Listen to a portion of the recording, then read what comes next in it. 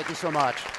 I'm Chris Voorhees. I'm a member of the Board of Trustees here at MoHI. I'm also a co-chair for the Innovation Exchange. I'm here with Mark Kotzer and Anna Pinta da Silva, who are my fellow co-chairs.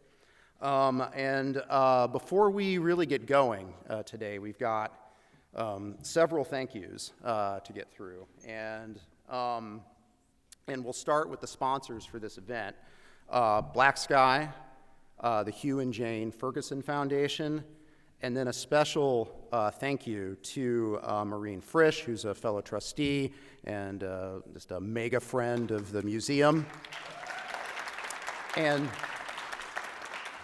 really, this is, as you guys know, this is a free event for all of us that are here. That would not be possible without the support from these folks. In addition, we've got in-kind sponsors of Court Party Rental, Foods Catering, and the Seattle channel that's going to try to take this event and spread it out to the rest of our community. So thank you to them.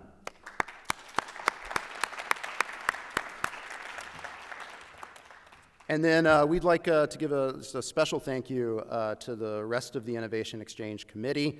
This is members of the MoHI staff, fellow trustees, and other volunteers from the community, without which we wouldn't have a good plan, a good event, and it wouldn't be nearly as rich as it's going to be for all of you this evening. So let's give this folks a round of applause as well.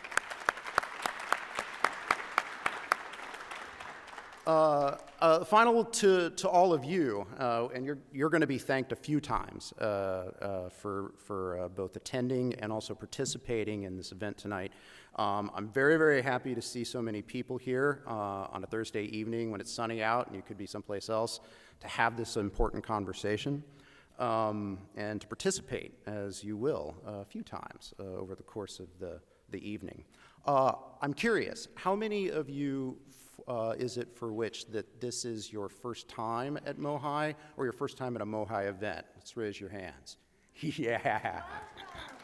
Yeah, that's what I'm talking about. Welcome to MoHI. At least a few of you might be curious as to why a history museum is having an innovation event. But for folks that are friends of MoHI and fans, and hopefully all of you will be by the end of the evening, that won't be a surprise at all, because you know that MoHI isn't just a place that you come to view history, it's a place where history happens. Because history is dynamic, it's changing, it's shaped by our society, our culture, it's shaped by changes in technology and our environment. And there isn't any better example of that than the city in which we live, Seattle, that's been dynamic and hugely changed by those factors and others, and has reaped the benefits of those changes, and has also had to reckon with the costs and had to reckon with the challenges associated with that. That's MoHI's job. MoHI's charter is to tell those stories. And because that story is always changing, you can't just do that with exhibits. You have to do that with conversations. You have to do that with discussions and debates. And the Innovation Exchange is one of those conversations. It's one where we bring present leaders and future ones together to talk about a topic that's of urgency. That topic could be COVID, or climate, or even space and the solar system around us. We get those folks together and talk about how today's developments will change our community, our world, and our future history. And for us on the committee, there was no better and more urgent topic to discuss this year at this Innovation Exchange than AI, which is our topic for this evening. So our decision to focus this year's Innovation Exchange on AI was remarkably easy. AI is rapidly transforming how we work, how we learn, and how we live. And many of the companies that are leading the way are companies that are based right here companies based right here in Seattle and in the Puget Sound. That's all very exciting, but it also raises lots of interesting questions and challenges. This all had the makings of a perfect topic to explore. So we decided that AI is moving so fast that it needed a very different kind of innovation exchange. Rather than hearing just from technologists and business leaders, we wanted to spotlight voices and perspectives that are often left out or not effectively heard in the discussions about AI. We wanted to create an event that provides an opportunity for the broader community to share their hopes and fears about AI. And perhaps most importantly, we also wanted to design an event where the community would inspire conversations about how we can work together to shape the future of AI. So our goal this evening is for you all to be inspired, to be challenged, and perhaps to be moved to take action in some way. So, huge gratitude to all of you, and especially to Mohai, to taking a leap on this strange format of an event, a PechaKucha. So as we come into this amazing moment, I just want to take a quick poll of the audience. How many of you know how to say PechaKucha? All right, so let's do it all together. PechaKucha, PechaKucha, PechaKucha. All right, what does this mean? It is an onomatopoeia. It is from Japan, and it means chit-chat, right? Chit-chat. Chit-chat is the heartbeat of community, this little tiny, modest little thing like a maraca, right? That's how we come together. That's how we share ideas. That's how we challenge each other. We test each other. We encourage each other. We blow kisses to each other through our little chit-chat. And that is why these events are so important, not just because of the brilliant presenters on the stage, but because of you and how we come together and we blow secrets to each other of our intention and our dreams and what we want for each other and ourselves. So we're going to do a little teeny tiny interaction. Let's do it. If you helped to found PechaKucha Seattle, and you're in this audience, and I know some of you are here, Carrie Christie, I know you're here, people who have been part of PechaKucha's story in the past, can you please stand up? All right. If you have presented at a PechaKucha in the past, can you please stand up? Orlando, I see you. If this is your first ever PK event, can you please stand up? Everybody who stands up, stay standing. You're going to sit for a long time. Get on your feet. All right, you got this. Your first event. If you're here because you believe in the power of community and the power of our community to affect change, can you stand up? All right, and if you're just damn glad that this event is not on Zoom, stand up. So at its core, PechaKucha is about community. PK was founded in 2003 by two troublemakers in Japan, Mark Ditham and Astrid Klein, who were architects. They're actually very famous, very talented architects, and they had an incredible community in Tokyo of all different sorts of troublemakers.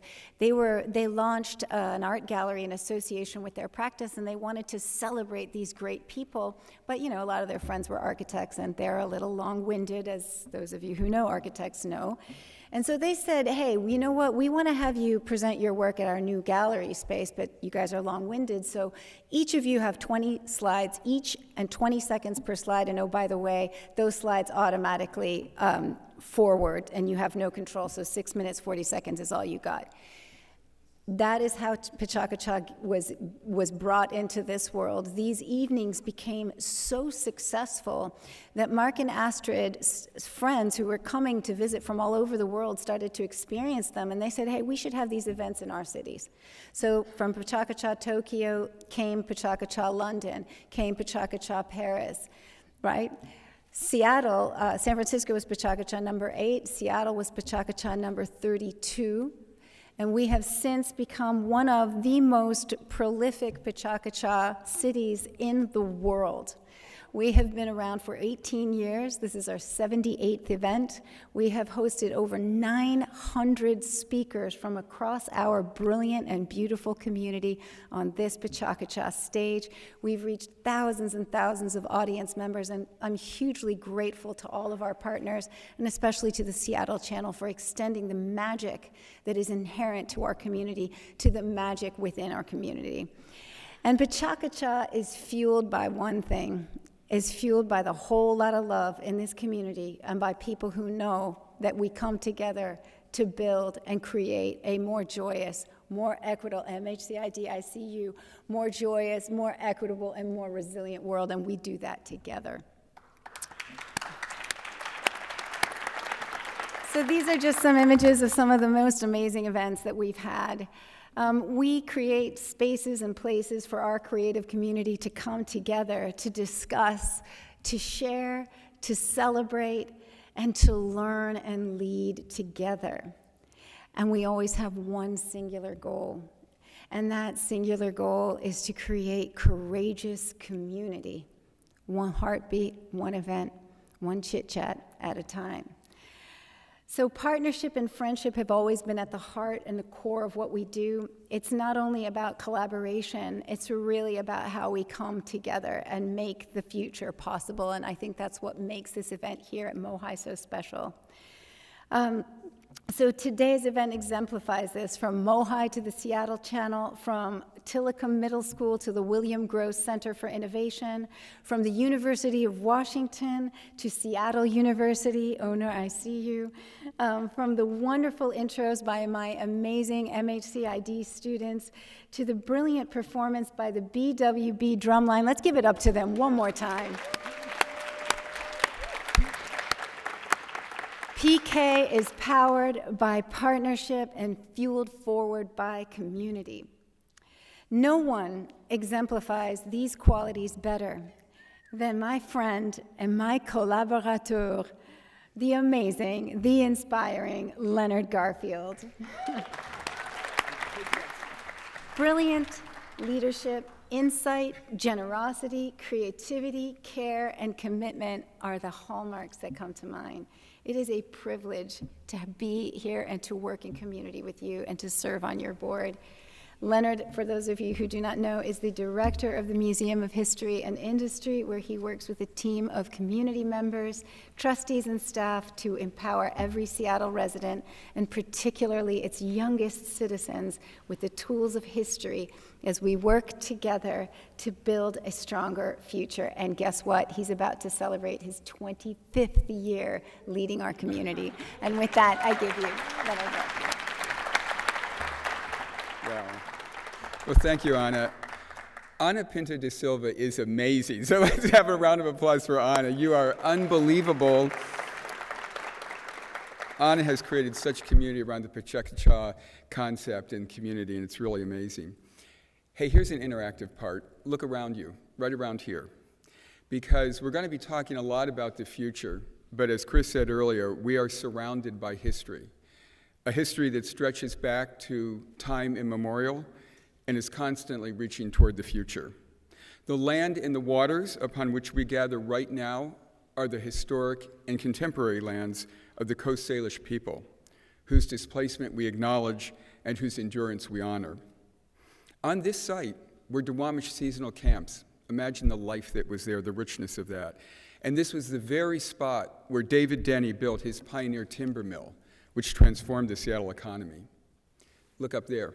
We sit under the wings of the very first commercial airplane ever built by Boeing, engineered by a young Chinese aviation prodigy named Wang Su. And that rowing shell that you see there, that's the historic Husky Challenger, a reminder from the boys in the boat who proved that by pulling together, we can accomplish more than those who would tear us apart. And even the floor beneath you is historic, where the greatest generation trained in the darkest days of World War II to win a war of democracy over tyranny, a struggle that echoes down through time to this very moment. And here, too, around these walls and in these galleries is the story of made in Seattle innovation, from groundbreaking advances in medicine to exploring the farthest reaches of space. Innovations where Seattleites, our neighbors, you, have turned the once improbable into the now indispensable. Each of these moments in history has been transformational, much like AI is certain to transform our world and our lives again. And each year, more than 20,000 young people come to MOHI to explore those stories and imagine their role in our future history. What they learn is that for generations, as today, Seattle's history has been filled with the promise of new opportunities, but always tempered by the challenges of difficult change. So as we grapple today with the promises and the challenges of AI, we know from our study of Seattle history that a community built on collaboration, where individuals are willing to work across barriers, to risk together, and to find common purpose, that community, our community, will find new solutions, building on our history for sure, but never being bound by it as we move toward a future that is strong and equitable and sustainable. Now, I get to do something very special for me as a historian, because I get to introduce you to somebody who has made history time and again and continues to shape our community and our world. Dr. Constance Rice is a member of the University of Washington Board of Regents. She is the president of the Very Strategic Group, which is a very good name, Constance, and she's deeply involved in educational and civic projects that range from Seattle to the Mississippi Delta to Swaziland. Dr. Rice has served as a leader of Seattle Community Colleges and the Casey Foundation, where she was a tireless advocate for the health and safety of children, especially those in foster care. As founder of the Strategic Education Centers, Dr. Rice helped establish 2 educational centers in Swaziland. She served as the National Founding Executive Director of the Desmond Tutu Peace Foundation, USA, and all the while serving our community as a citizen leader, tackling nutrition, education, and helping lead such institutions as the Seattle Art Museum, the Evans School at UW, the Links Incorporated, Downtown Rotary, and so much more. So Dr. Rice, I hope that if in my awe and admiration of you, I call you historic, you will understand that I mean it in the very best possible way. Everyone, please join me in welcoming a local hero with global impact, Dr. Constance Rice. It's really great, and I want to really re-acknowledge Leonard and the entire board for what they continue to do. I can't believe that Leonard has shepherded us in this place with its history in 3 different locations over a 25-year period. And we have great gratefulness to you, Leonard. Anna, I don't know. All I can say, the little bit of Japanese is arigato gozaimashita. What a blessing it is for you to bring us together for Chit Chat. And Anna sent me about 5 emails making sure that I talk for maybe 3 seconds. So I've got to try to do that. But I will ask you for some actual community response in a call and response situation. So as part of my welcome, you know our topic is artificial intelligence. And it's a very important topic for us, and it's a very important action for us. So one of the things that when I did my research for today, I recognized something very interesting. We're the epicenter of AI. Microsoft, Google, Amazon are all the companies that are dealing with AI. Matter of fact, the world is looking to us in terms of AI. The world is looking to compete with us regarding AI. Well, on the surface, AI sounds very provocative, very interesting, and it is. But we have some preliminary indicators of why we're worried a bit about AI. We worry about AI because of the misinformation that it can increase to develop to us. We worry about AI because some of the algorithms definitely include biases that begin to continue and get embedded. We celebrate AI because it can help us when it comes to medicine, when it comes to geology and the environment. So we have a double-edged sword. Now, what is AI? AI is a human product. What can AI do for us? It can lift us only if we as humans gather together in a community way in order to make sure that there are guardrails.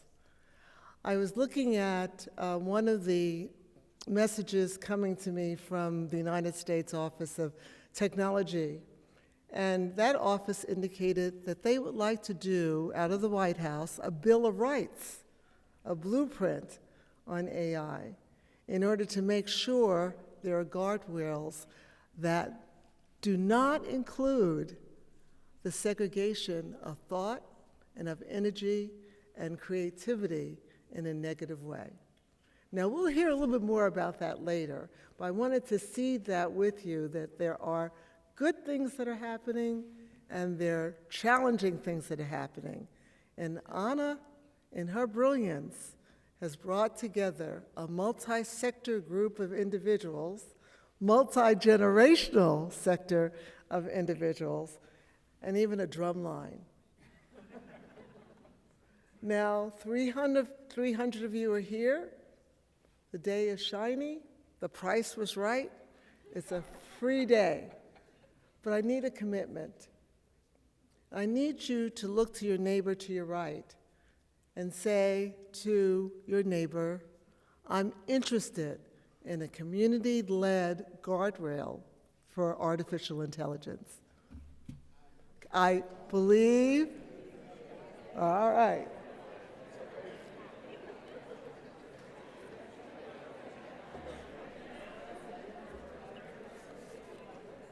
And this is really good. I'm getting the chit-chat going. And look to your person to your left and say, I'm capable of presenting a community-led version of making sure we see equity and we see growth and we see innovation community-led. Thank you very much and enjoy the day. Our first presenter is Brian Pan and the students of the Tillicum Middle School from the Bellevue School District. Brian is a career and technical education teacher, and he has several amazing students you're going to see on film in just a second as they showcase their hopes and dreams for the future of AI.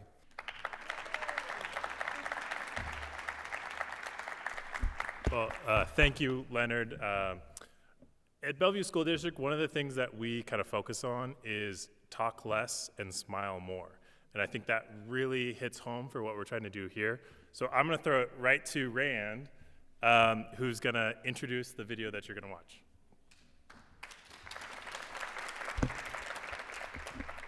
Tonight, you will hear a couple of my peers at Tillicum Middle School commenting about their thoughts and experiences with AI. These students are all registered in at least one CTE course from either video production, computer technology, or STEM. We hope that the insight of students my age will help drive the development of AI forward. Thank you.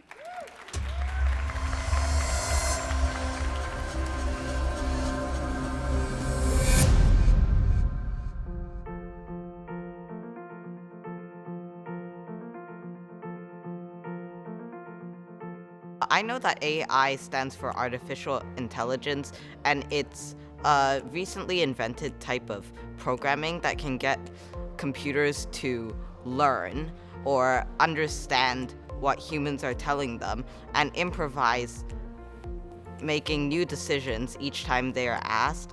I know that AI is a very intelligent computer tool that can help people facilitate their jobs and can also help perform very complex tasks that us as humans we can't even do. One of the things that I know about AI is that it's moving really quickly, and that within the last few years, we're not at the same level as we were like 5 years ago. What I know about AI is it's an emerging field and that it's a fairly new place to study. It's not fully developed yet, and that it could be like really important in the future. know a little bit about AI. I'm not too educated, but I know the basic concept of it, like how it learns and stuff like that. I generally just like to screw around and have fun with it. I haven't done anything actually very professional with it, but I'd say that it's pretty easy to use even for someone like me who doesn't know a whole ton about it. What I know about AI is that it is a virtual thing that copies and tries to replicate what a human would say based on what it sees off its copy of the internet.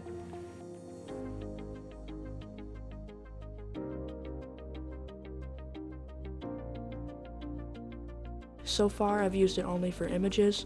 I've heard there are new AI video apps, but I have not used those yet.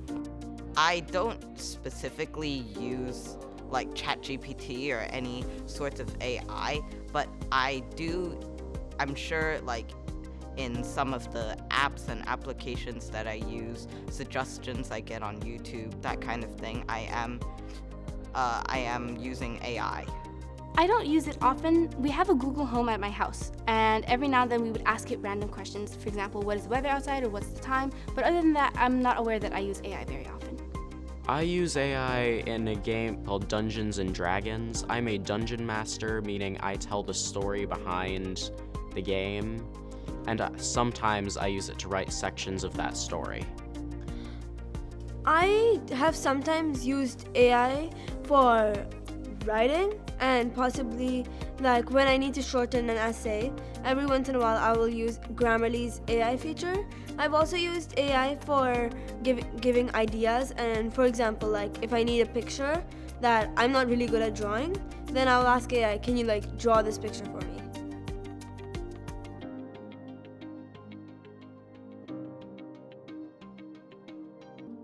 I mostly see AI used in the future to spread misinformation. I've already seen much of that on the internet already, however, I also think it might be useful for doing things that can revolutionize certain industries. For example, we could completely replace certain industries such as the music industry or the acting industry, the writing industry. All of those could be completely replaced by AI in the future.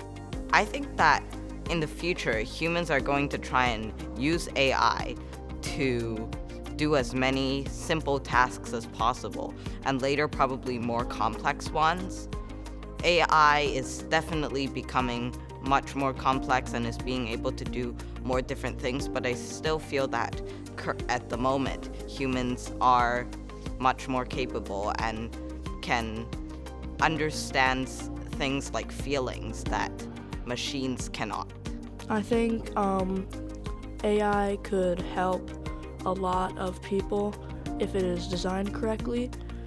It could help people in nursing homes if it is advanced enough. It could be used for different hearing aids, or it could be used to help doctors perform surgeries and just kind of over the world for multiple different things when it's at its peak. So for the future AI, there's a lot of potential because even modern AI, there are some bits that I could see having improvements, and it's almost a little bit scary because if it can get improved enough, then it could probably pretty accurately make fake images and stuff like that. So I could see a lot of room for improvement, and I feel like it's most likely going to happen, especially with recent announcements like the really realistic AI video generator.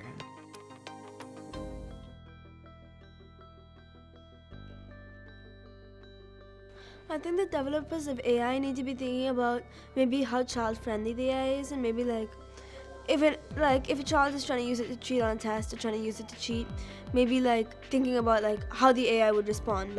If it's able to detect, oh, this is a question that they're maybe not supposed to be asking. So the people who make AI should really think about making sure that people can recognize images as being made AI, like watermarks, something like that can show AI generation, because as much as I would like to cheat schoolwork by AI generating stuff, it's probably very unsafe and not great for the community if people can just AI generate fake stuff and pass it off as real or their own work. I think developers should focus on putting safeguards into their AI so that your average Joe can't just load into the app and ask ChatGPT, please say how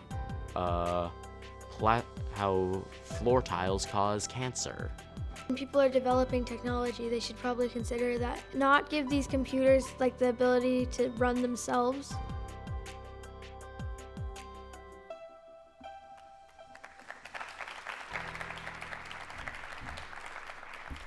Hi, my name is Louise, and I am a Master of Human-Computer Interaction and Design student at the University of Washington.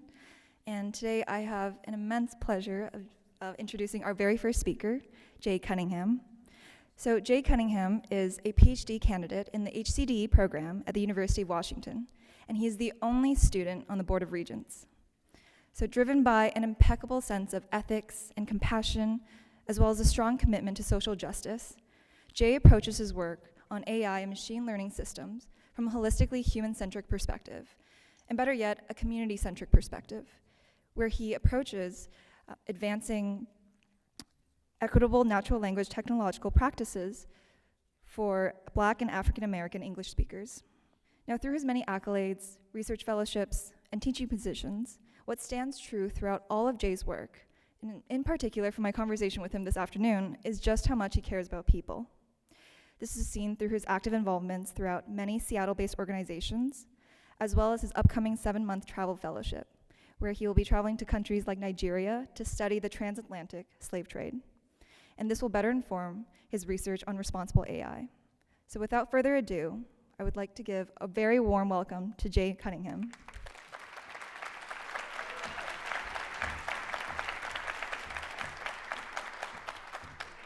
Wow. Thank you so much for that introduction.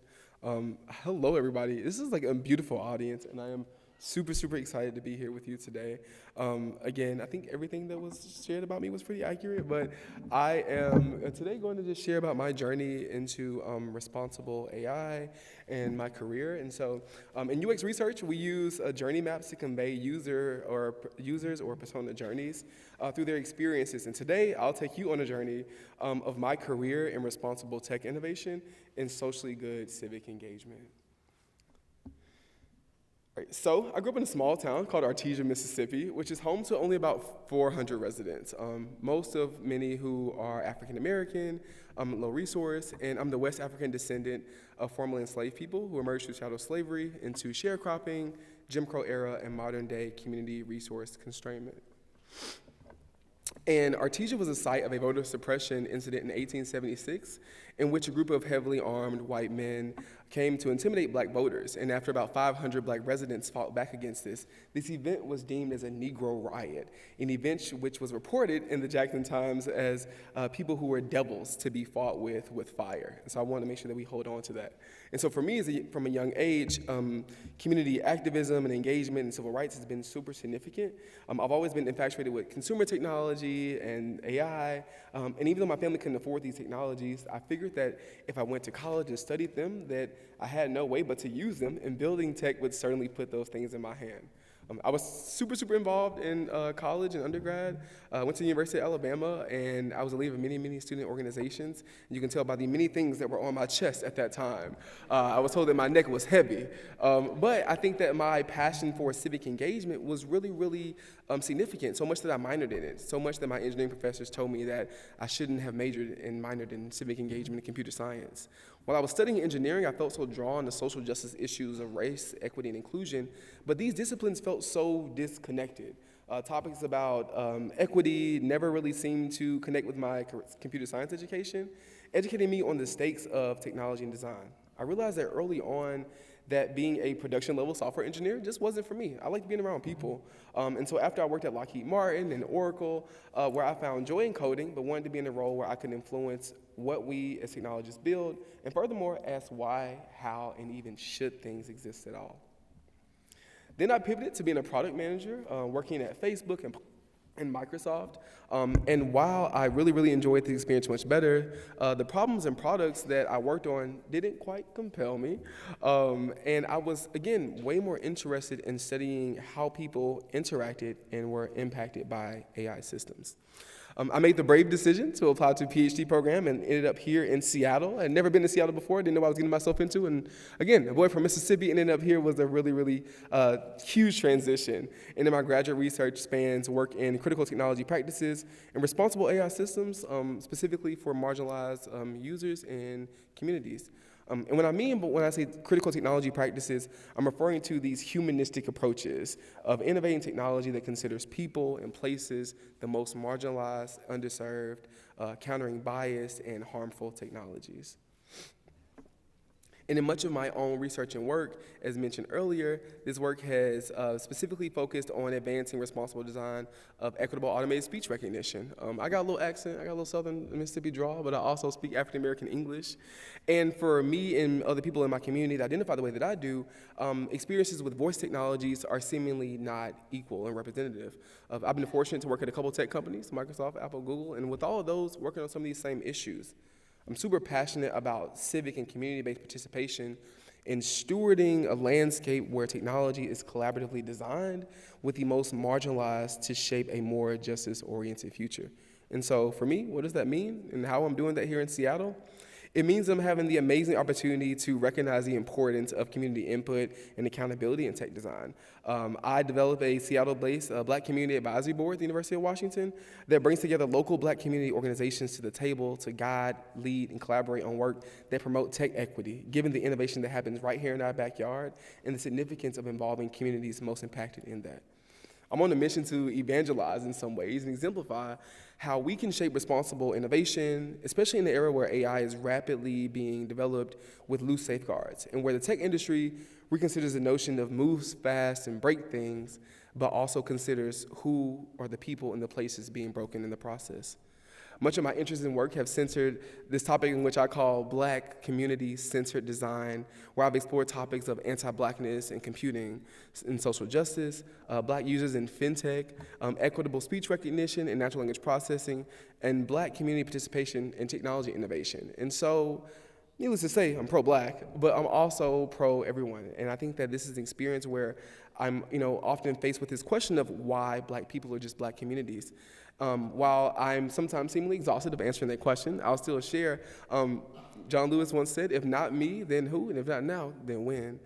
And when we know that technology experiences don't impact us all, and I think that we should do something about that. And so I'm so fortunate to have worked at many amazing organizations who are all prioritizing responsible AI across many axes.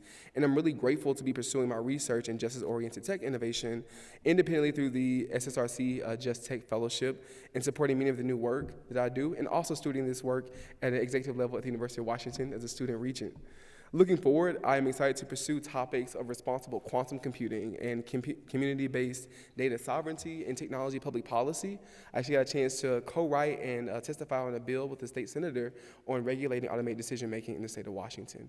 And so looking forward to seeing how these things impact us greatly.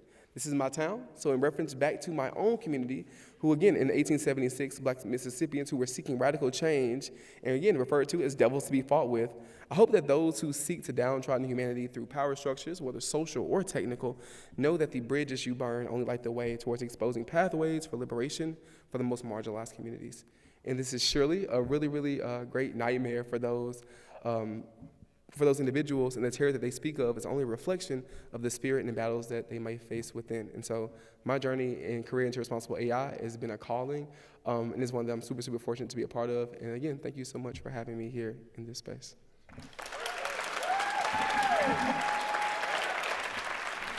My name is Tanushree Padet. I'm also in the MHCID program at UW.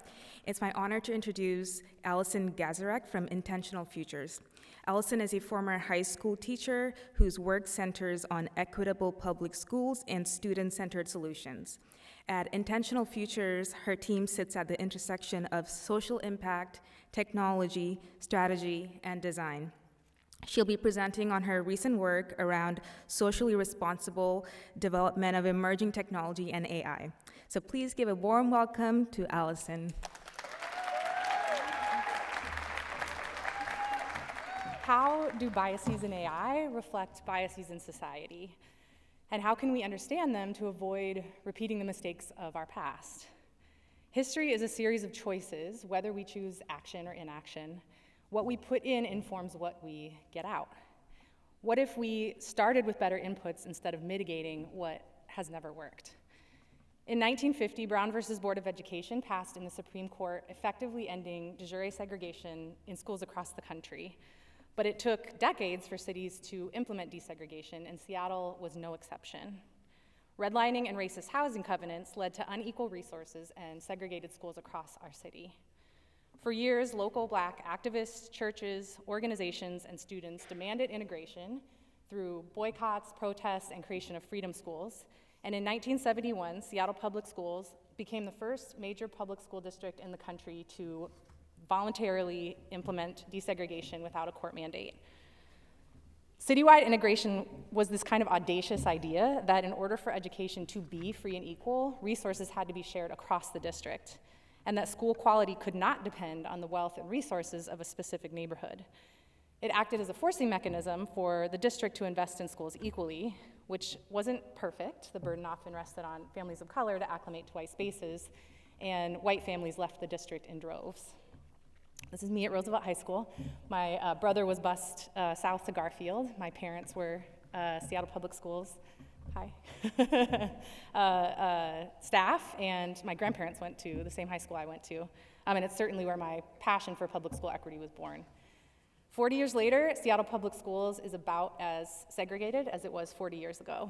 In 2007, a group of parents took their case to the Supreme Court, arguing that the race-based tiebreaker used to diversify Seattle schools was in fact discriminatory, and desegregation in Seattle schools was effectively ended. So what does this have to do with AI and innovation? Well, one, like history, AI is only as good as its inputs. It's a technology created to emulate human reasoning and thinking, but the data we input to populate the large language models we use predetermines the outputs. The largest LLMs are trained on widely available internet content, often biased. For example, I asked GPT-4 to create an image of someone presenting at MoHi at an event focused on AI, and it chose this very nice white man who is not, in fact, representative of, I don't think, anyone on our panel tonight. But it's not AI that's biased, it's the inputs that we are using to train the AI. Much of the conversation around equity in AI has focused on mitigating bias, which kind of feels like a car accident to me. Mitigation is cleaning up a mess. And I would pose to you tonight that that is absolutely the wrong question, that creating inequitable AI models and then asking afterwards how we mitigate inequity is nonsensical. We have to create inputs for AI and AI-enabled products that are as inherently nuanced, diverse, and complicated as we are. The inputs predicate the outputs and create a more representative, free, and equal experience in the first place. One example of this is a product like Latimer, a large language model striving to better represent the experiences of Black and brown people, which is being trained on data like oral histories, indigenous folktales, and local archives, starting with inputs that create more representative outputs. Last fall at Intentional Futures, we partnered with local nonprofit Equal Opportunity Schools and used them as a case study for this very question. How can AI be leveraged for equity? We brought together a group of cross-sector experts from venture capital, nonprofit, tech, and philanthropy to dream big about what might be possible when technology is used to scale equitable impact. EOS, for those who don't know, works in public schools across the country, using data to desegregate advanced course access and shift adult mindsets. They were founded right here in Seattle in the context of our own school segregation and unequal academic opportunities. And their thesis is that across the country, segregation persists not just across cities, but across school hallways. Overwhelmingly, students in advanced courses like advanced placement or international baccalaureate are white and high income, and overwhelmingly in cities across the country, students in on-level or remediated classes are low-income students and students of color. And EOS has this kind of revolutionary idea, or proven insight, that actually the metrics we're using to place students in these classes are not predictive at all, that GPA and test scores are not predictive of student intelligence, And in fact, other factors like student interest, mindsets, and ambition are more predictive of student success in advanced courses. And relying on these outdated metrics is keeping hundreds of thousands of talented students out of advanced academic pathways. The College Board uses a metric called AP Potential, which is a combination of grades and courses in a PSAT score to predict which students should take AP. And EOS recently looked at students that they had identified and placed in advanced placement who passed the course. And when they look back at their AP Potential scores, 80% of them were not identified with AP Potential. Knowing their potential impact, EOS wanted to consider, could emerging tech and AI make their impact exponential, reduce bias, and give teachers and administrators the tools to compel them to create more equitable school environments, and to choose inputs that create dramatically different outputs for students' educational trajectories. In exploring this question for themselves and with this cross-sector experts, EOS partnered with us to create a rubric to guide equitable AI integration, and we made a version for public use. This rubric was intended to help guide them to create a platform that could leverage AI for exponential equity, but could also be used for other purpose-driven organizations like many of you here. We find ourselves at a really critical inflection point where, like history, we can decide to intentionally create the future we want rather than cleaning up the choices of our past. We can choose to center students in the development of technologies that will affect them and train future models to reflect the rich diversity of human experience in ways that we have failed to do in the past. The question is not how we mitigate AI, bias in AI, it's how we create responsible technology in the first place. And I sincerely hope you join us. Good evening, everyone. Thank you for joining us here today. My name is Samantha, likewise, same as my classmates from the MHCID program. I'm pleased to be introducing Orlando Lugo tonight. As the product manager of Responsible AI and Tech at Salesforce, Orlando specializes in the safety, accuracy, and inclusivity of Sales Cloud AI, developer tools, and internal AI applications. Tonight, he will be sharing about how AI is reshaping the future of work. And when we were talking earlier, Orlando was sharing with me that for him, this means hopefully a future where AI frees us up to take more naps and take more walks, a sentiment that I'm sure a lot of us share in the audience. But beyond that, he will also be challenging us to think about what this reshaping means for society at large. So please join me in giving a big, warm welcome to Orlando. Hi all, it's an absolute pleasure to be here with you all today. So I want to talk about the relationship between AI and work. AI is shaping labor, being led by large employers. We as workers and consumers can play a role in ensuring AI benefits all of us. All right, that's going to take. Okay, so I moved to Seattle in 2014. I worked in community engagement in public libraries. That experience deeply shaped my career. That's why you see this image up there. And the message I want to leave you with this slide is we can't just be passive citizens at this moment. I work on responsible AI, ensuring products are built with ethical principles like accuracy, safety, honesty. I get to shape AI products used for work, so I see what we're up against that make AI work for us instead of working for the economic elite. When asked what I do for a living, people often joke about preventing robot takeovers. My response after taking a sip of beer usually, well, it's more like I try to keep a small group of humans from taking over the world. While productivity gains increase, wages remain stagnant. The productivity gains promised by AI will not benefit workers by default. U.S. labor productivity has generally increased year over year since the end of World War II. Wages will continue to remain stagnant without our intervention. AI should be used to empower human capabilities. There are some cases where it is best to fully automate a process, but there are other cases where I should play a supporting role to the human. Over time, the balance between human-AI interaction at work will skew towards AI.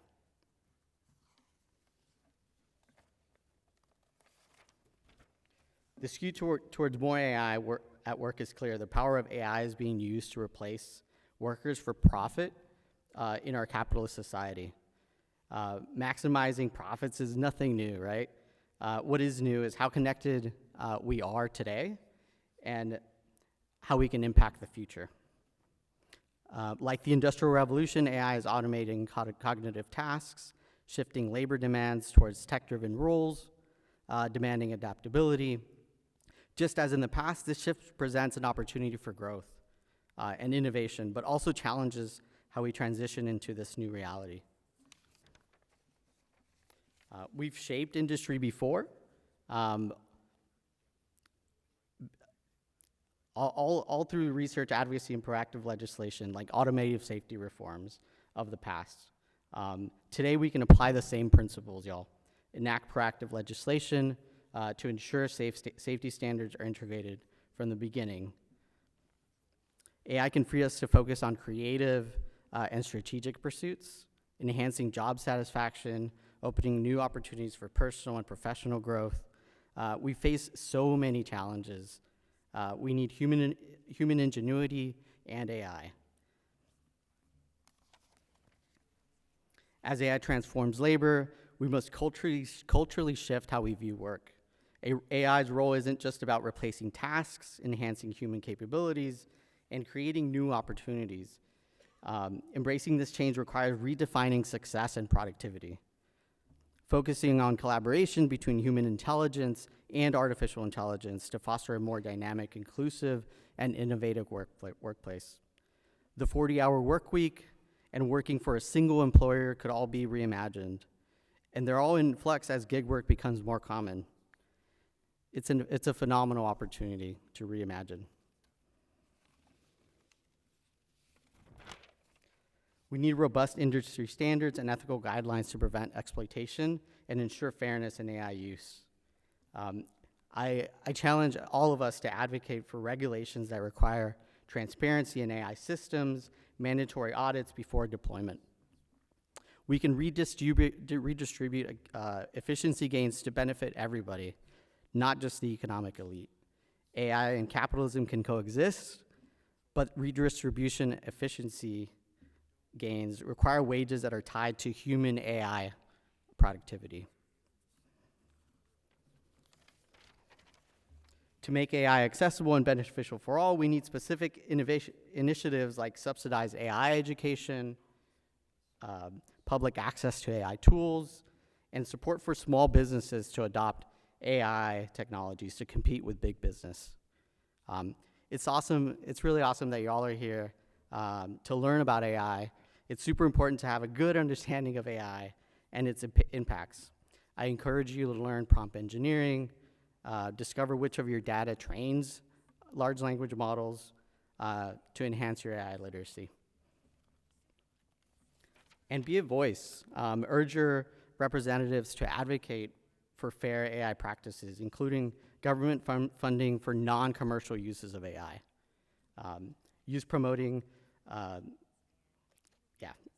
Promote non-commercial uses of AI. Let's drive positive change in AI by supporting those who do it right. Support businesses that prioritize ethical AI development by choosing companies committed to responsible practices. You help promote an industry standard that values transparency, fairness, and accountability by doing that. Lastly, champion local AI projects, such as this one, that tackle community issues. Let's be intentional about shaping how AI impacts our work, our lives, and our future. Thank you all so much. Before we get started, I should probably come clean. No one is more surprised than me that I'm on a stage giving a talk in a format I could hardly pronounce even 3 weeks ago about a topic I admittedly know very little about. When I told some of my friends what the topic was tonight, I could almost feel some of them thinking, sis, you should probably sit this one out.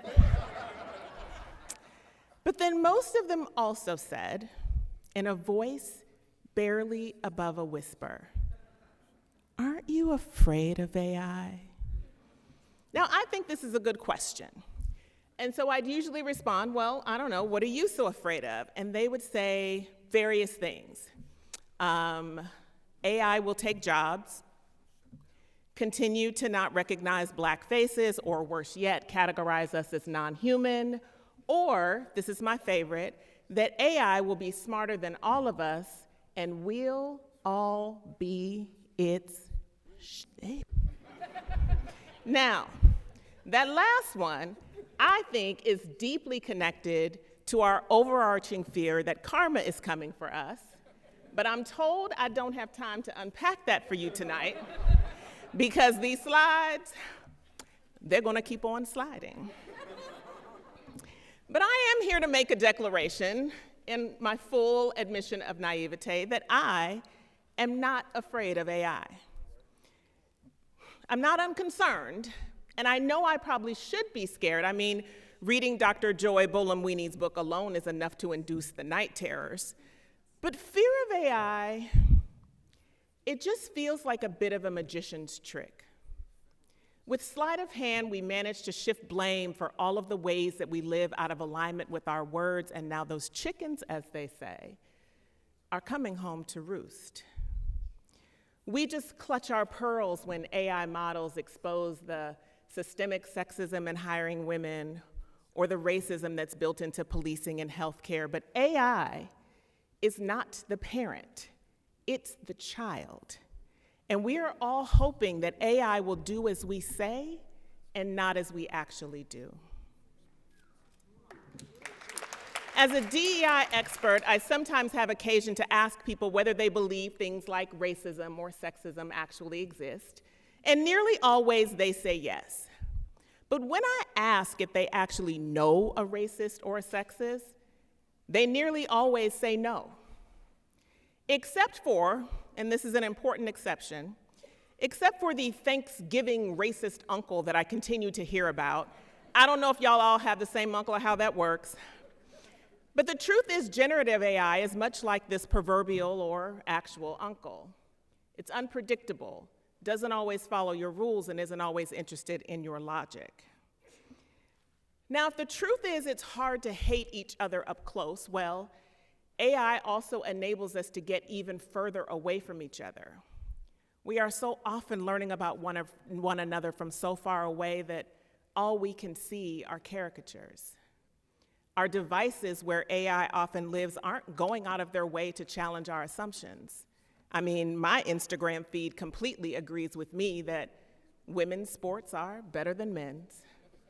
Purring cats is the best sound ever, and coconut is an absolute abomination. But what happens when it's more consequential than that? What happens when disinformation combined with an algorithm whose only job is to keep you engaged convinces you that your neighbor is your enemy because they look, love, or pee differently than you? You should know that we're already exploiting one another with AI. Last year, Wire reported that, quote, from the Philippines to Colombia, children are being paid pennies per task to create AI training models used by some of the largest companies on the globe. And while I know that might be unsettling to hear, we're already exploiting each other. If you don't think so, go check out the ways that our love of fast fashion is impacting the shores of West Africa. I don't know, y'all, maybe AI will help reveal a truth about ourselves we've yet been unwilling to face. The people in my life who love me, who really love me enough to tell me the truth. They force me to seek the other side of my opinions. They stretch my perspective. They remind me that my feelings and thoughts will lie to me. They disagree with me. They are both my biggest champions and my biggest critics. They remind me that it is better to be saved by criticism than to be comforted with a lie. They conspire with me to make me the best version of myself. I can't just scroll away from them. They are real. We are real. And we're going to have to get real. I am not afraid of AI. I am afraid of us. Thank you.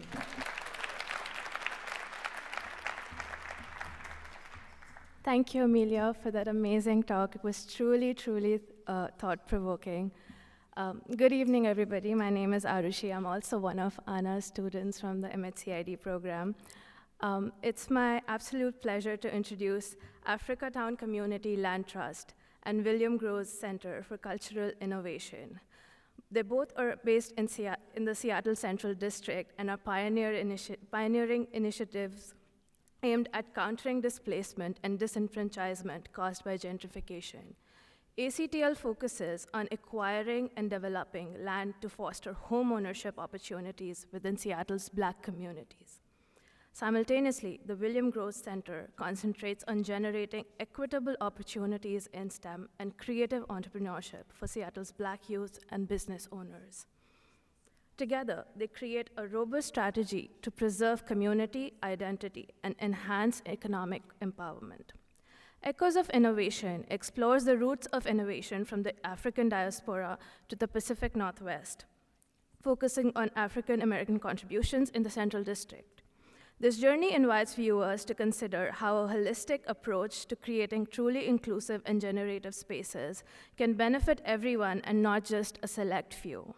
So ladies and gentlemen, please brace yourselves for a beautiful performance by Melba Aiko and Rachel McKinney of Northwest Tap Connection. My name is Melba Aiko. I'm Miss Melba, for most people know me. I'm the director of Northwest Tap Connection, and I'm here in partnership with Africa Town. And that definitely, I'm going to start off by saying that, I don't know a whole lot about AI, to be honest with you, but I've been reading up on it. But a lot of the things that I've seen, I haven't really liked, because I'm a person of Gullah Geechee culture, and I can't even get Alexa to understand what I'm saying, okay? So many times I unplug her. I talk about that when we're talking about the stories of Black and brown people, that historically, I'm a woman that was born into segregation, survived integration, and then moved to Seattle to find cultural diversity. People still don't understand when I say that I'm a Gullah Geechee, a Louisiana Gullah Geechee, born in the township where Plessy versus Ferguson was established, the Grand Dragon of the KKK in my neighborhood. My concern about when we talk about this type of technology, what are they going to use to describe my grandchildren?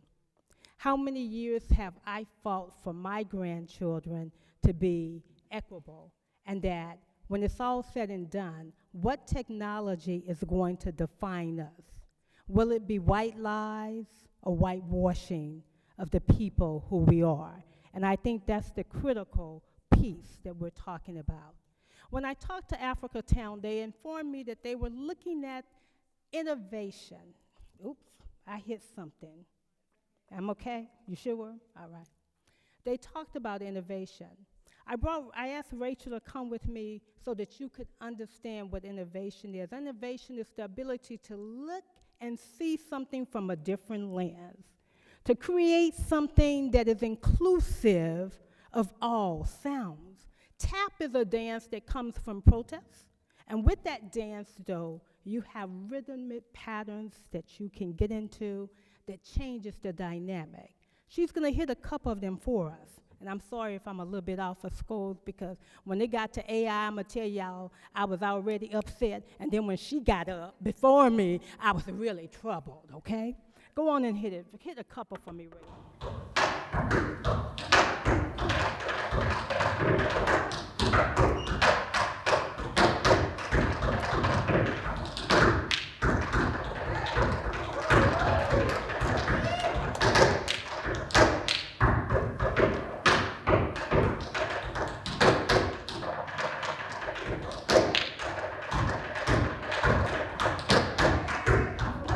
Y'all something. You notice that?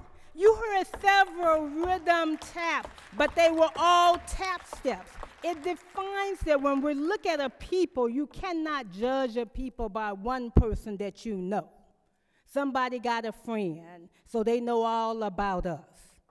I got a friend, and my friend may be a little different because people are like the sounds that come from tap.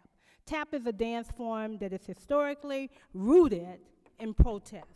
When drums was outlawed, we took to our tap dancing feet, our body hitting and slamming. When we look at, I want to talk about innovation. Innovation is what we're talking about with our young people that is out of what Africa Town is. Asking young people not to look so much at what we hear on social media, not to be defined by what we hear on the news, but to think inside of yourself as to who you are and where you want to be and what you want to do. These are the steps that we're talking about. These are the echoes of innovation and truth. Africa Town, and this is rooted in that central area where there's so many stories that have been untold. And yet our children need to hear it. Whether it's told by AI, I don't know, but if you're gonna have AI tell our stories, please get it right. My name is Miss Melba, that nappy-haired Gullah Geechee, so when you introduce me, make sure you give me my props that way. When we talk about the stories of Seattle, its pioneers, and how we have struggled for the very name of the place that we're talking about is innovation. And innovation for our children need to start with knowing that it's possible, that it's there, it's a view. As I said again, if you're using AI, I'm not mad at you because I understand you save money when you're using it. You can even, if we can correct it and really educate AI about the diversity that sits in the city of Seattle, can you imagine what that would mean for us? What that would look like? I wouldn't have to hear on the news that Rosa Parks sit on the bus, but I can't say that she was a black woman. How empowering that would have been for my little children and my grandchildren to hear it. So definitely, as we start to look at the William Growth Center, what they're really doing is raising up a generation that thinks outside of the box. And AI is definitely a part of that legacy going forward. But I just really challenge us all to hold it accountable, to the truth, so that we don't continue this continuously fag of having miseducation, miscommunication, and misinteraction between us as we look at having things in common. Building up on the past, knowing the history.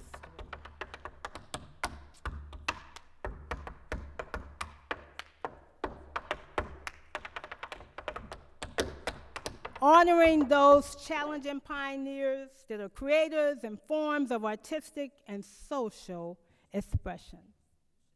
I often tell people that in this world we live on a hamster, that little wheel that goes round and round, and every 30 to 40 years something comes in and it's about the same as what we heard before.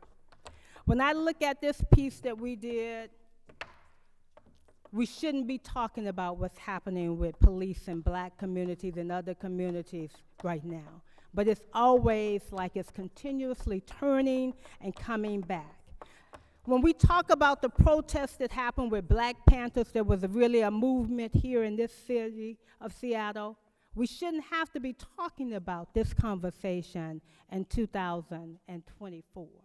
We should be further along. I feel sometimes that there's a table and they're looking at us down here saying, let's see if they get it right this time. Innovation helps you to get it right. It helps you to think outside of the box. It helps you to think from the perspective of someone else.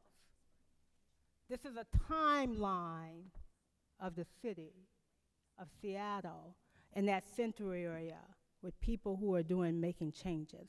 Africa Town is a part of that. Africa Town is a part of that. What they're really talking about is correcting those miseducations of what was taught about black people in our history.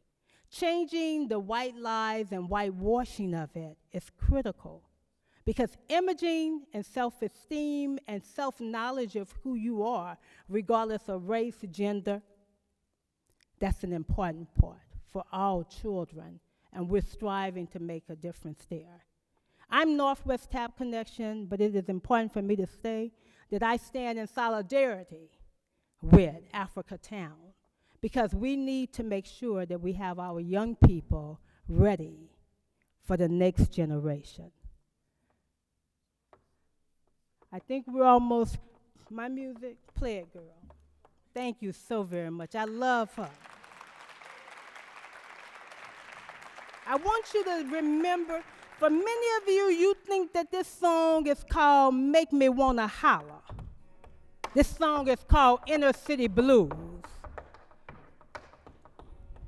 I love this song, and I challenge you to think about it.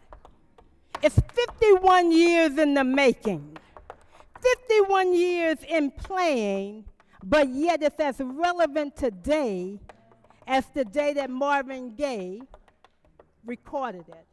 Something's wrong there. If you can use AI to change that narrative, hell yeah, I'm all for it. My name is Miss Melba, that nappy-hat Gullah Geechee Creole. Born and raised, rooted on the north shores of New Orleans in the small town of Covington, Louisiana. Black Seminole, Creole, Chata. Peace out, y'all.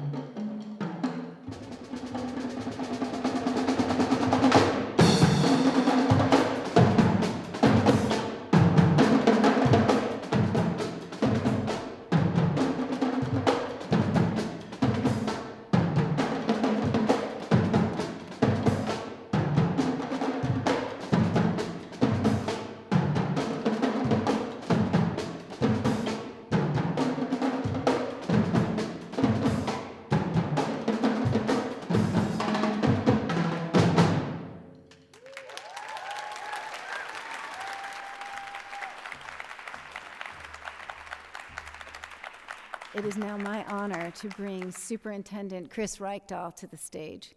Superintendent, I know, let's give it up for Chris, because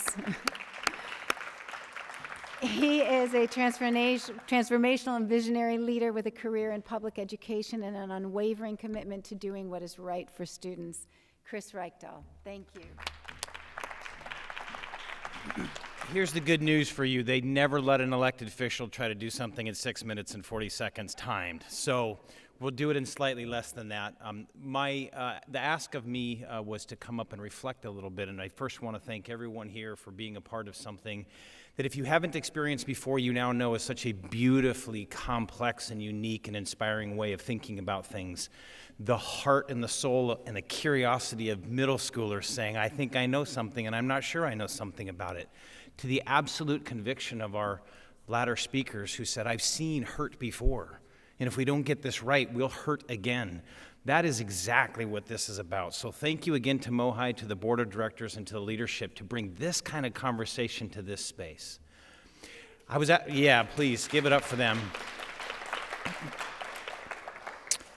I want to give you a frame that we think about a lot in public education and child development, because I think the following four folks that you're going to hear from are going to bring you more curiosity and more conviction, and more inspiration and hope sometimes. But I want you to think about the way we think about a lot of this, which is the science of hope. And some of you know this, but I'll just give you the simplest component parts because maybe you can use it as a lens. And as educators, we're always thinking about those lenses. So it's really about empowering our young people to think about goals and goal setting and where are they going, to imagine for themselves something that they can create, right? So that's the first part of the science of hope is where are you going? And the second part is agency. Do you have the tools and the resources and the opportunities? Do you know where to get what you need to navigate that path? Have you been empowered to do that, and do we know how to go find those resources if you don't? So goal setting, and then empowerment through agency. And then the last part, sometimes the hardest. We all hit roadblocks. Everyone hits roadblocks.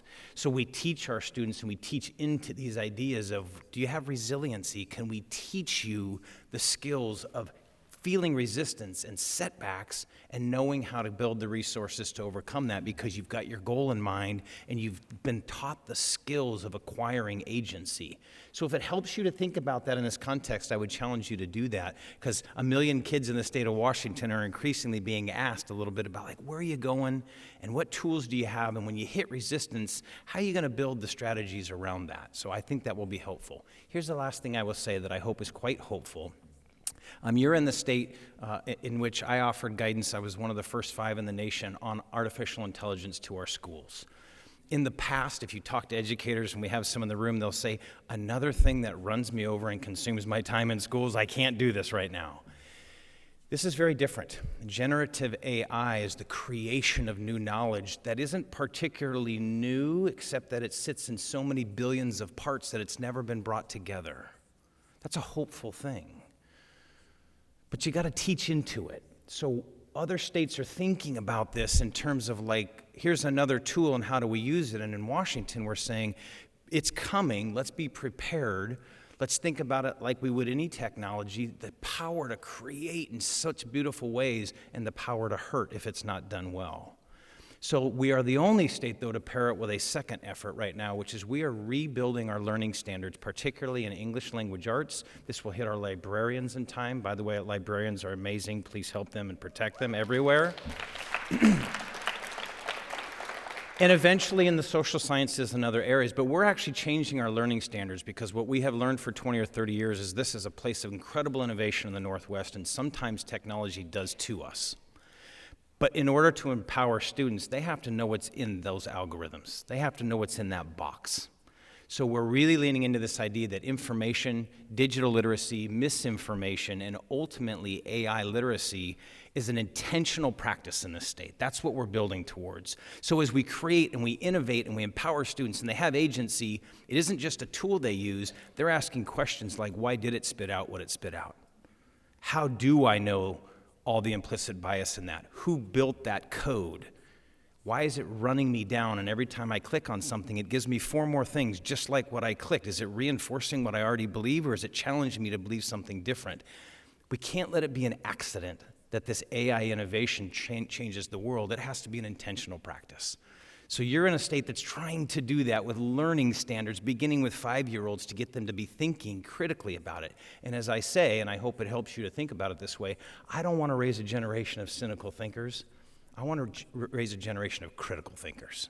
And we can do that. So it is my distinct pleasure to kick off the second half of this. I think you are going to find it inspiring. You've already been inspired, and then there's going to be a great little exercise after this, because we're educators, so we've got to do a little reflection together, so we're going to do that. It is my pleasure to introduce Bailey Center. Bailey's a film producer and director. She's worked in advertising, creating films for brands like Amazon, Microsoft, and our beloved Seattle Seahawks. And more. It is currently she's in distribution for her award-winning documentary film, Where the Rope Ends. Bailey will discuss her integration of AI tools into her filmmaking processes and explore the role of AI in the future of filmmaking. Please welcome Bailey.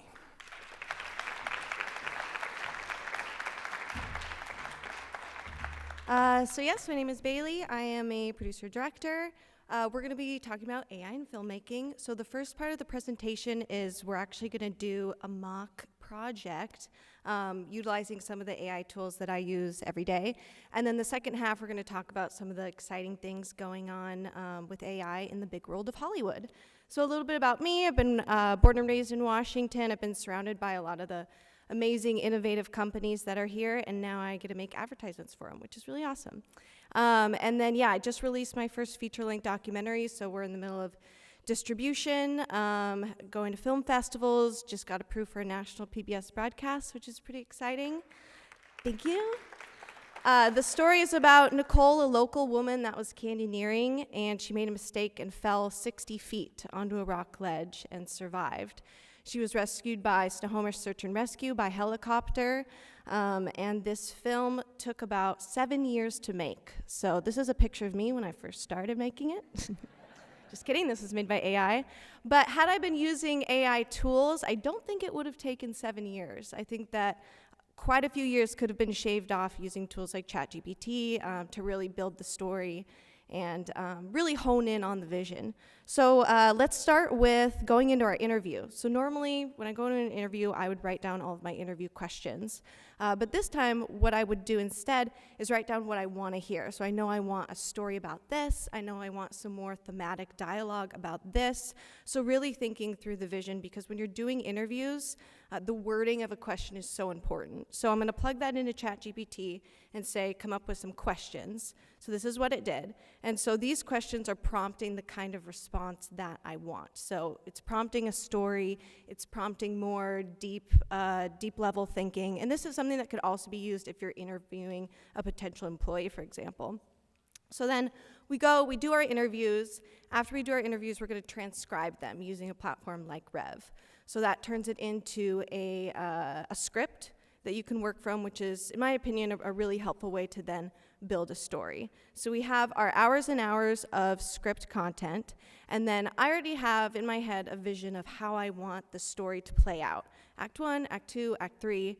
And so what I'm going to do is I'm going to plug in that outline into ChatGPT and then copy and paste those hours and hours and hours of interviews, and it's going to reorder it into this outline. So this is huge. This is one of those processes that would have shaved years off of making the film. We had 32 different just paper edits of what the film was before we then brought it into post-production. And so this process, we can have a version spit out almost instantaneously, is just completely streamlines filmmaking. So then we have our film in paper form. What we're going to do is say, come up with our shot list. So it's going to come up with a huge list of scenes that then we need to film. And when I was practicing this, I said, here's our budget. We have a certain amount of locations. We have this many characters. So it works with those parameters. And then, of course, you refine it from there. Then we move on to the storyboarding phase. So this is something that typically is very expensive and very time consuming. I didn't do it for my project because of those reasons, but with resources like DALL-E, which is through ChatGPT, you can describe what you're looking for and it'll instantly spit out an image. So these on the right are real images from the film. And having a tool like this just really allows you to think through your vision, whether it's filmmaking or whatever industry that you're in, rather than, and being able to communicate it to your team. So I can show them these images to help figure out what kind of equipment we need, what our framing is, all of that. Then jumping ahead into the editing, I used a composer for our music, which I would definitely do again, but that being said, there's some pretty interesting tools coming out. So this, you can describe what kind of a song that you want, and it'll spit out a song that if you have a paid membership, you actually have license to use. And you can actually put those songs on Spotify, I recently learned, which I was very surprised by. All right, so that was our mock project. Now we're going to move on to the exciting things going on in Hollywood. Exciting things coming up? AI voice licensing. All right, so let's say you have a child actor whose voice is well known for their character. They're eventually, of course, going to age out of that voice, but they have hours and hours of recordings, and so what they can do is they can translate that into an AI voice and then license that for future projects. So that's something that is going on in the Nickelodeon Disney world right now. Scriptbook, this is a new platform where you can put a script into it and it will predict the box office success of that film. So producers are using this before they go in and greenlight and go into pre-production with the film, and it also shows you who the target audience is going to be, who you need to market it to. Roadrunner is a documentary on Anthony Bourdain. It was released in 2021. Anthony Bourdain passed away in 2018. There's a scene where he is narrating some emails that he wrote, but that voice, his voice was never actually recorded. That was made with AI. So that was something that was pretty controversial, actually. This is Robert De Niro in Irishman. His character spanned over 5 generations. And so normally with this kind of aging technology, you would have facial trackers, a bunch of equipment on you, which, as you can imagine, is hard to deliver a good performance with that. But now, using AI and a mixture of CGI, they take footage of Robert De Niro from when he was actually 40 and use that to influence the aging technology. So it's way more accurate when you look at the lines on his face, how his face moves, all of that. So it's just making things more authentic, and you can really tell a difference in the way that these films are being produced now. Okay, that's it. We're having a lot of screenings for Where the Rope Ends throughout Washington and virtually as well. This is the version that was not made by AI, but hopefully my next film will have a lot of support and it won't take 7 years. So thank you. Awesome. Thank you so much, Bailey. That was very insightful and mind-blowing. I personally have watched the movie Where the Rope Ends, and I love it. So this is really mind-blowing to me, and I just love it. But yeah, thank you so much for that wonderful talk. And good evening, everyone. My name is Han Feng, and guess what? I'm also a student from the HCID program. So today, I will actually be having the honor to introduce Stefania Druga from Google AI. So basically today, we will be learning about the discovery process of how multimodal AI, the powerful integration of text, image, and audio in analysis could significantly contribute to the social impact from diverse areas, such as education, combating misinformation, accessibility solutions, content creation, and so much more. So without further ado, let's please welcome the wonderful Stefania Druga.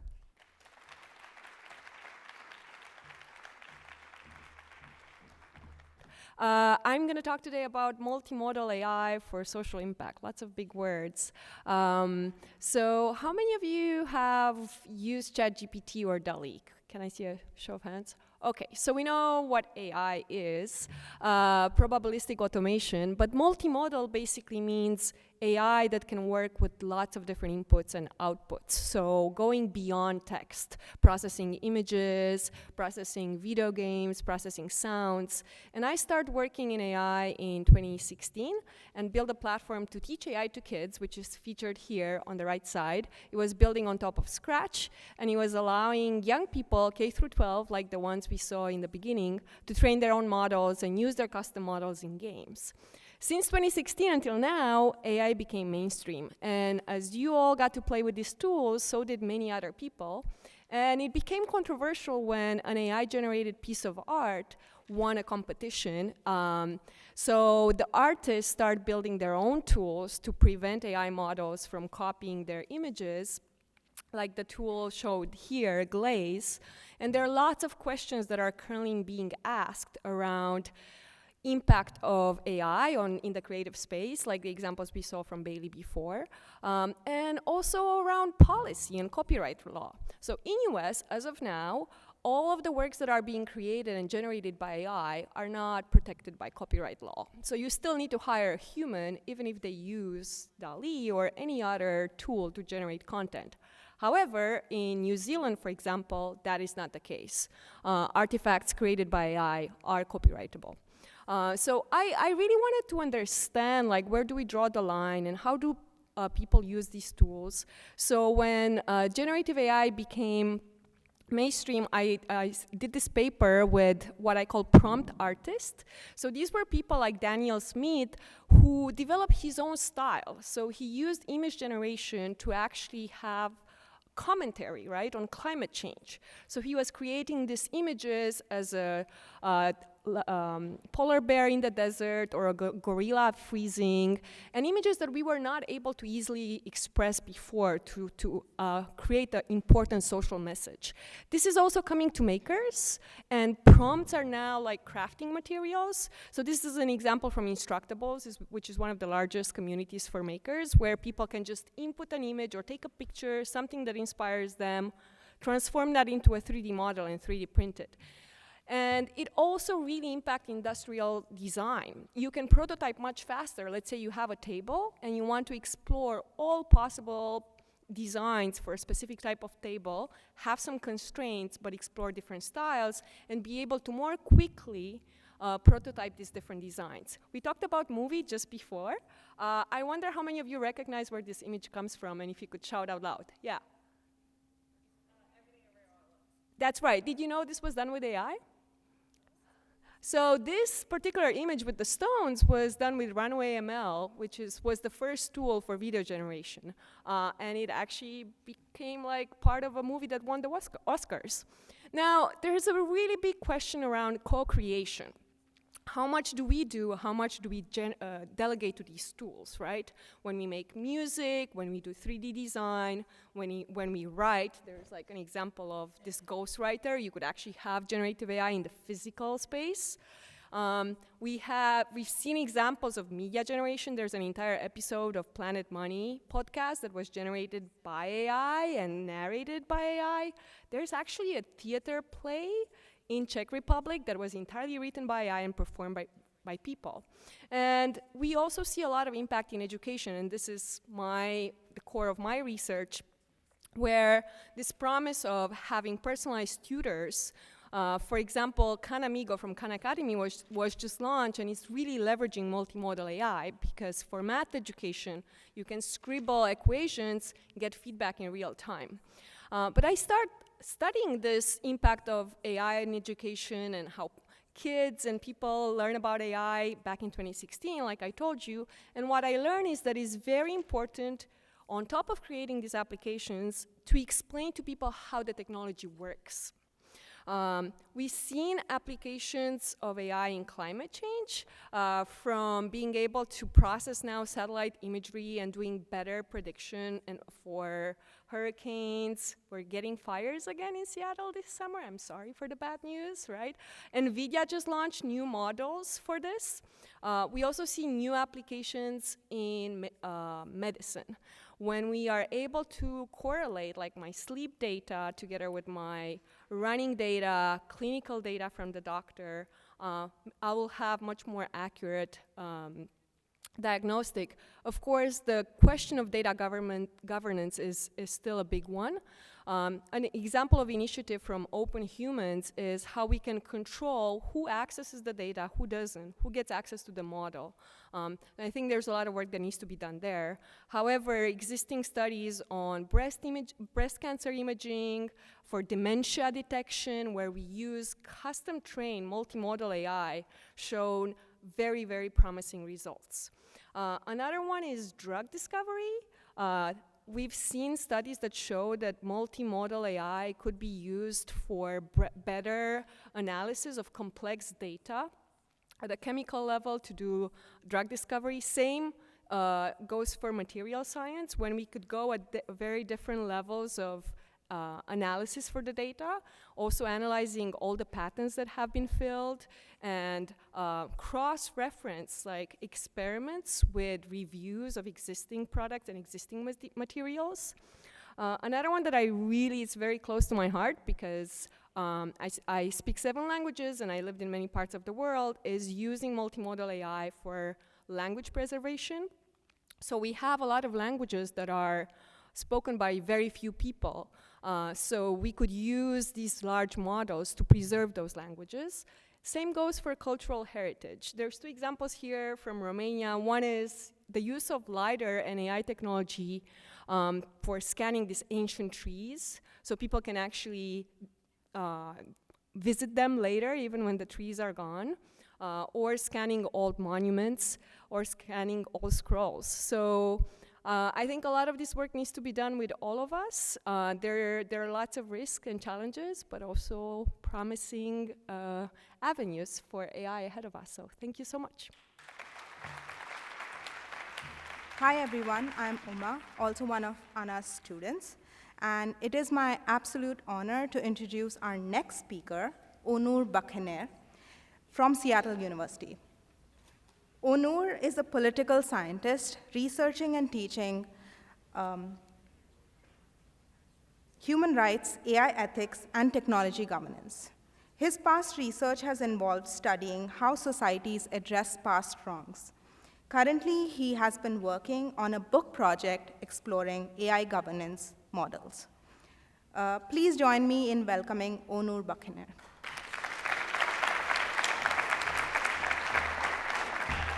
Hello, everyone. Good to see you all. I'm an academic, so I present like an academic. Be ready to read a lot of things in the next 7 minutes. And with that, let's go. All right, so AI problems are not just AI problems. I would like to argue that the social, economic, political, cultural roots of problems that are sort of embedded in today's technologies should be addressed for us to actually address the technologies that come with with AI and AI tools. So let's do a little bit of demystifying. AI is essentially about certain ways of collecting, storing, and analyzing data, and with that come a lot of problems in the form of bias and discrimination, especially in automated decision making, as well as other problems that were discussed, such as disinformation, privacy rights violations, and so on and so forth. And of course, the technical aspect is very important to unpack here, but also to think a little bit more big picture, think about the social, political, economic, cultural roots of these problems. Now, one set of solutions proposed to tackle AI are sort of technical, debiasing, watermarking, auditing, also a lot of AI for social good projects, and definitely they have a very important role to play if we are going to address sort of the technical problems that AI and AI applications produce. Related to that are, open sourcing and some sort of business oversight. Some sort of self-regulation by companies is seen as another governance model that is important to address, many of the sort of problematic aspects of AI. And perhaps, one final thing to add to that will be legal regulation, the European Union's AI Act, or, talk of federal regulation in the US, more action at the state level. These are all very important components of a governance solution. But at the end, we need to go to the root of the problem with modern technologies, in great part because I think ordinary individuals and communities feel very much alienated by what AI sort of brings. Part of it is this idea that it's an expert field, that many of us are mystified by what it does. Now, that is one, but there are also other roots or other causes of alienation.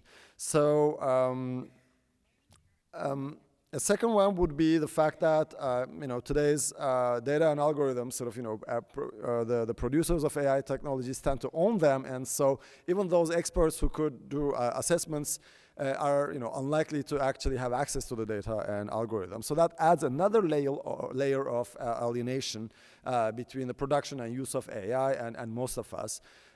Despite all the talk of startups, there is a high degree of market concentration in the technology sector. So those who can actually produce, those with the compute power, the data warehouses, the sort of the additional funding and investment tend to be relatively small numbers of businesses. And to add to that, there is a research and development gap that is both global but also within countries in terms of how a private business now actually can recruit top talent, and so our standard sort of mechanisms of controlling technology through democratic means or through universities are being eroded. And to add to that, of course, the workplace still is a fairly undemocratic place. So most people, if they are participating in today's economy as workers, they are handed down decisions. They don't get to take part in decisions. And so what I'm offering here is a radical democratic model. With radical, what I mean is from the roots. So basically addressing social, political, economic, cultural problems from their roots and questioning all the hierarchies in order to build a better future with so much technical progress. Now, I know that whenever I say, we should challenge experts, maybe, a light bulb goes in everybody's heads. Do we really want, anybody to challenge any kind of expertise? Obviously, we're here talking about a model of cohabitation between experts and non-experts, and that can be done through multiple mechanisms. One, organizing, so community organizing, NGO organizing. I think that this is one of the main mechanisms through which we can push back against some of the worst abuses of technology companies. And build a safer, more responsible technology sector. The second one is learning. I think in today's world, we all have to be literate in multiple things. Data literacy, science literacy, they all have taken a different meaning. So we need to go beyond and we need to have a more comprehensive education. And I guess that's where educators come in. Something else we need to do is participate not only in elections, but also, obviously, at the local level, at the state level, at the international level, as well as in the workplace, in decisions that affect our lives, technological or otherwise. Something else that I would like to bring up is that we should approach technology with an ethics of care. That is to say, take the position of those who are most likely to be marginalized, excluded, wronged by technology, rather than take this attitude of wanting to be winners in this game of technology. I think that is absolutely fundamental. And finally, we want safe, responsible technology that actually works, that actually solves human problems. And so, in cases where this doesn't happen, I think we also have a right to resist technology that doesn't serve, human ends. So in the end, we are living at a time when electoral democracy is perhaps hanging by a thread. What hope is there that we can have something more direct? I don't know. I think every day that I communicate with younger people, and that's most days, I'm filled with hope. And every time that I see organizers who work in this field, I'm also filled with hope. And that is the root of my hope. So I think a better future is not straightforward, but it is possible. Thank you. So thank you so much for that very extensive talk, discussing kinds of attitudes we should adopt in terms of growing with AI. And so last but certainly not least, I would like to introduce Dr. Jamar Montgomery, who is a highly respected interdisciplinary individual, known for his comprehensive background in politics, law, technology, and education. Having previously run for the U.S. Senate for the state of Louisiana and served as a juvenile public defender, Dr. Montgomery possesses a keen understanding of how policies really impact communities and individuals across the nation. He's deeply passionate about raising awareness on both the potential and the risks of the real-world applications of AI in modern society. And so without further ado, please give a very warm welcome to Dr. Jamar Montgomery.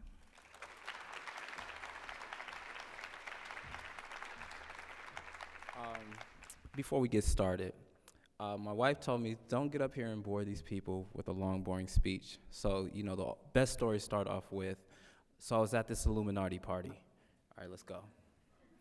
So I'm at the World Economic Forum, and I'm speaking with the global elite about AI. And I started getting upset because they're talking about AI as if it's somewhere out there, as if AI isn't already affecting our lives. And I'm sitting here, you got some of the world's top companies like Palantir, Google, that are there. Companies that are working with special operations to hunt terrorists, to fight against crime, to do all these great things in society, being able to identify people who are going to hurt you. And then I started thinking, goodness gracious, this is Big Brother. This is technology that can be used in a way that discriminates against people, as in what we call predictive policing, which is used currently in New Orleans and Miami. Utilizing this technology in such a way where instead of you being the gears, we now become the grease of a machine that's much bigger than us, much more powerful than us. It led me to believe that many of us have been looking at AI through this very fearful lens, as in AI is this big, scary thing that is going to take over the world, that is going to make you irrelevant, that is going to erase your history.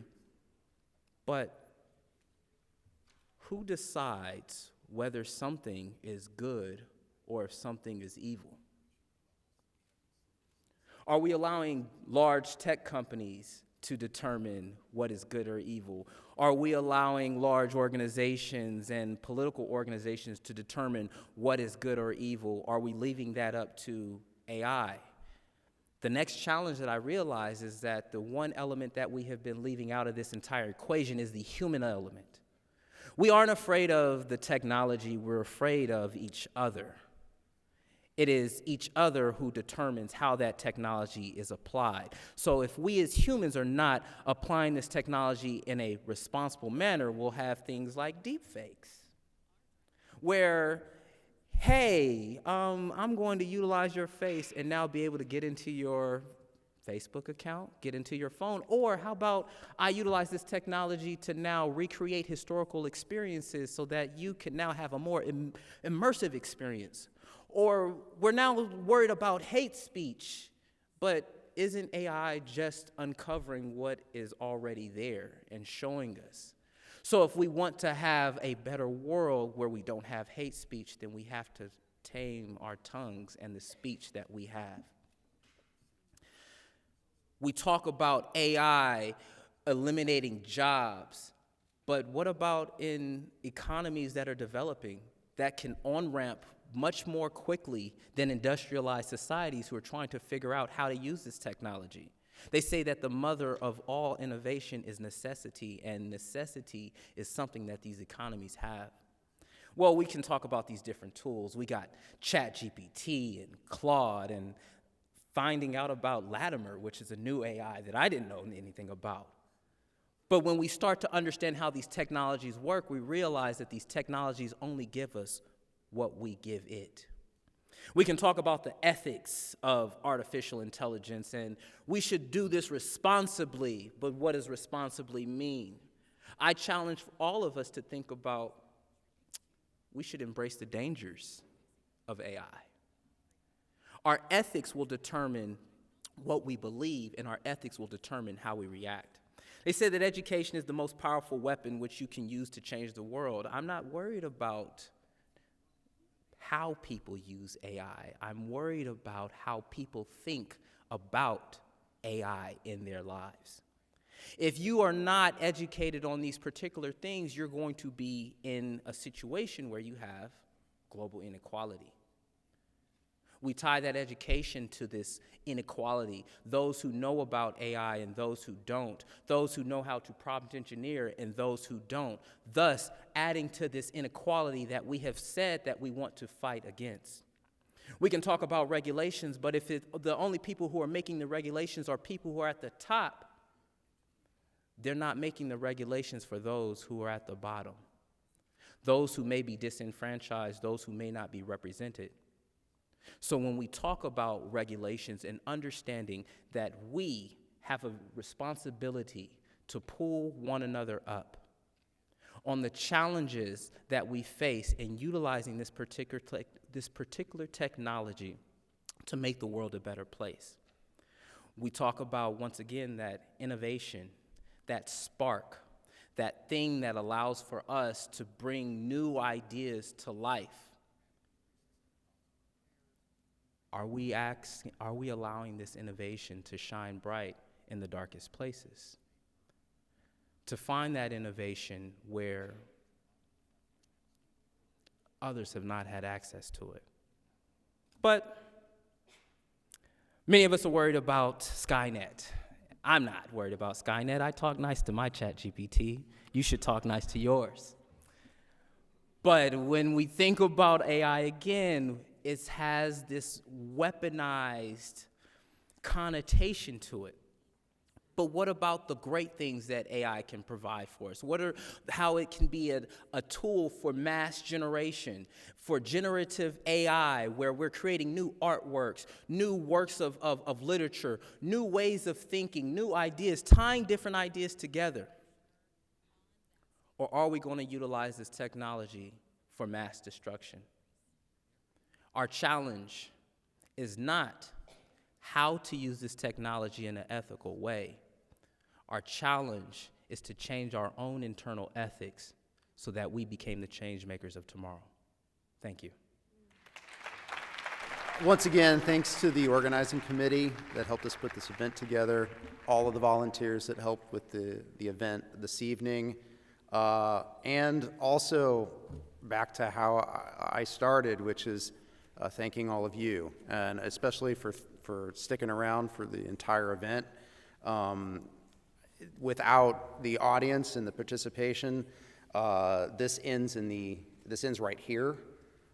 You guys get to take the conversation forward, which is the whole point of these events, is to get a new way of looking at something and help us go out and create the future history that we'd like to see.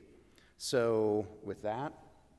Yeah, I think when we created this event, we had the goal of trying to leverage this as an opportunity to make change happen and take what you heard tonight and share it and spread it. So again, thank you so much for helping make this event a conversation and a real experience. And thank you so much. Good night. Good night.